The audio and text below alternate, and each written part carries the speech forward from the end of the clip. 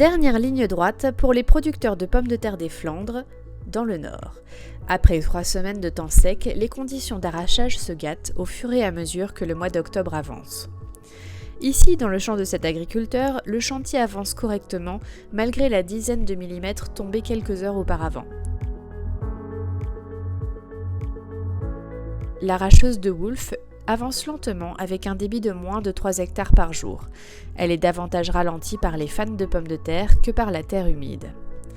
En effet, la variété tardive, des Marquies, a pour défaut de mûrir très lentement et les feuilles broyées il y a 2 semaines mettent du temps pour se décomposer. Elles peuvent alors bloquer les roulements des tapis, ralentissant ainsi le chantier. Il faudra aussi prévoir davantage de temps au tri avant le stockage des tubercules. Toutefois, la terre présente autour des pommes de terre les protège des coups qu'elles peuvent recevoir par la machine. Une bonne chose pour leur conservation qui peut durer jusque mai prochain.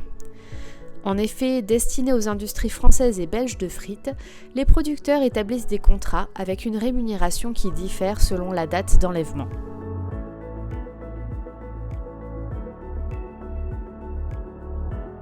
Question rendement, il varie selon les variétés, mais globalement ils sont plutôt bons.